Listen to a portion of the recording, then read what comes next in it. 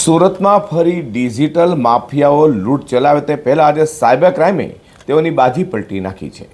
સુરત મહાનગરપાલિકાના નિવૃત્ત અધિકારીને સાયબર માફિયાઓએ ઘરમાં જ કેદ કર્યા હતા અને 46 લાખ ટ્રાન્સફર કરવા કહ્યું હતું। જો કે સાયબર સેલની ટીમને આ બાબતની જાણ થતાં જ મામલો પલટાઈ ગયો હતો અને વૃદ્ધની જિંદગીભરની કમાણી બચાવી લીધી છે।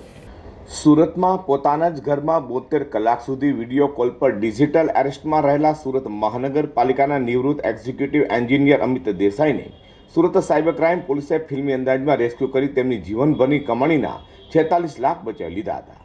આરોપીએ નકલી વર્ચ્યુઅલ કોર્ટરૂમ બનાવી જજ, વકીલ, બેંક મેનેજર બતાવીને વૃદ્ધને એટલો ડરાવી દીધા હતા કે તે પોતાની મિલકત વેચીને પૈસા ટ્રાન્સફર કરવા તૈયાર થઈ ગયા હતા। આ દરમિયાન પોલીસે સમયસર પહોંચીને કેવી રીતે સાયબર માફિયા સાથે વાત કરીને વૃદ્ધને બચાવ્યા તેનો વિડીયો પણ સામે આવ્યો છે। તો આ અંગે રત સાયબર સેલના ડીસીપી વિશાખા જેને જણાવ્યું હતું કે અમને જાણકારી મળતા જ અમારી ટીમ અમિતભાઈના ઘરે પહોંચી ગઈ હતી। તે સમયે તેઓ સંપૂર્ણપણે ડિજિટલ અરેસ્ટની સ્થિતિમાં હતા અને ખૂબ જ ડરેલા હતા। અમે તેમનું સફળ રેસ્ક્યુ કર્યું છે। તેમણે તપાસ વિશે માહિતી આપતા કહ્યું કે આ કોલ્સ અને ઓપરેશન મોટાભાગે વિદેશથી ખાસ કરીને સાઉથ ઇસ્ટ એશિયાના દેશોમાંથી ઓપરેટ થતા હોય છે। અમે નંબર ટ્રેસિંગ શરૂ કર્યું છે અને આરોપી સુધી પહોંચવા માટે ચક્રો પણ ગતિમાન કર્યા છે। અને તારીખ 17/11 ના રોજ 17/11/2025 ના રોજ બપોરે 3:30 કલાકે ચાઈમાંથી મારા પર ફોન આવ્યો અને મારા આધારની ઝેરોક્સ પરથી કોઈ મુંબઈમાં કાર્ડ લીધું છે અને એ કાર્ડથી મુંબઈના લોકોને સેક્સ અને પોર્નોગ્રાફીને રિલેટેડ બધા મેસેજીસ મોકલે છે અને હેરેસમેન્ટ કરે છે। એ રીતની ફરિયાદ નોંધાઈ છે મારી સામે મુંબઈમાં। એમ કરીને એમણે મને મુંબઈ ક્રાઇમ બ્રાન્ચની અંદર વાતચીત કરાવી। એ મુંબઈ ક્રાઇમ બ્રાન્ચની વાતચીત દરમિયાન એ લોકોએ ક્લિયરન્સ માટે હેડક્વાર્ટર ફોન કરીને ત્યાં તપાસ કરતા મને મની લોન્ડરિંગ કેસમાં પણ હું ઇન્વોલ્વ છું એ રીતનું એ લોકોએ ચાલુ કર્યું અને મારી સીબીઆઈ ઇન્કવાયરી કરવી પડશે એમ કરીને પછી એ લોકોએ સીબીઆઈમાં મારો કોલ ટ્રાન્સફર કર્યો અને મને વોટ્સઅપ નંબર મોકલ્યો કે આ નંબર પર કોલ કરો, વિડીયો કોલ। અને ત્યાર પછી સીબીઆઈમાં વોટ્સઅપ કોલથી વાત કરાવી અને તેની અંદર એ લોકોએ મારી પાસે બધી મારી ડિટેલ મેળવી લીધી અને મને મની લોન્ડરિંગ કેસ નરેશ ગોયલના કેસમાં 538 કરોડના ગોટાળામાં એક મારા નામનો એટીએમ કાર્ડ યુઝ થયો છે અને જેનાથી 2 કરોડનું ટ્રાન્ઝેક્શન કર્યું છે નરેશ ગોયલ।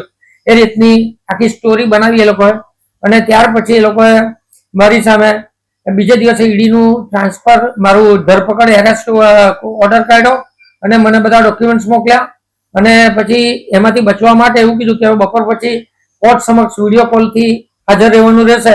જજ આગળ રજૂઆત કરો, જો બચી જાવ તો કસ્ટડી ન થાય। એટલે ત્યાર પછી જજ સમક્ષ મારું હિયરિંગ કરાયું। તેમાં જજ, 2 વકીલ, સીબીઆઈ નો સ્ટાફ, પોલીસ બધા હાજર હતા અને મારી સાથે કેનરા બેંકનો બીજો મેનેજર પણ હતો અને એ બેનું હિયરિંગ થયું અને તેની અંદર મને પછી કીધું કે તમને બાકાત રાખી છે પણ તમારે સહકાર આપવો પડશે, તમારી બધી વિગત આપવી પડશે, ફાઇનાન્શિયલ એસેટ્સ બધી આપવી પડશે। અને ત્યાર પછી બીજે દિવસે મારી પાસે બધા ડોક્યુમેન્ટ્સ લઈ લીધા અને બપોર પછી એ લોકોનો ફોન આવ્યો કે હવે આ બધું વેચી દેવું અને આના લિક્વિડ પૈસા તમે આરબીઆઈ ની અંદર અમે જે બેંક ખાતા નંબર મોકલીએ તેની અંદર તમે બેંકમાં આરટીજીએસ થી ટ્રાન્સફર કરો। અને આ વાત આવતા મેં મારા ભાઈને કોલ કર્યો અને મારા ભાઈએ સાયબર સેલમાં દેસાઈ સાહેબને ફોન કર્યો। દેસાઈ સાહેબે પોલીસની ટીમ મોકલી, તરત ટીમ આવી ગઈ અને મારું વિડીયો કોલિંગ એ દરમિયાન એમની સાથે ચાલુ જ હતું અને તેની અંદર એ લોકોએ બધી વાતચીત સાંભળી અને પછી મારો કોલ એક પોલીસવાળા સાહેબે લીધો અને તેમાં વિડીયો કોલ બંધ કરીને પેલા ભાઈને કીધું તમારો ચહેરો બતાવો, પણ પેલા ભાઈ ચહેરો નહીં બતાવ્યો, થોડી રકઝક થઈ પણ નહીં થયું ને ત્યાર પછી કોલ બંધ કરી દીધો।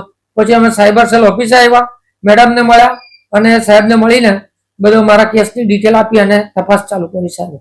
હાલ તો સુરત પોલીસની આ ત્વરિત કાર્યવાહીને એક નાગરિકને જીવનભરની મૂડી બચાવી લીધી છે, પરંતુ સાયબર માફિયાનો પોલીસ સાથેનો તે સમાજ ચેતવણીરૂપ છે કે આપણે સૌએ ડિજિટલ દુનિયામાં કેટલા સાવધ રહેવાની જરૂર છે।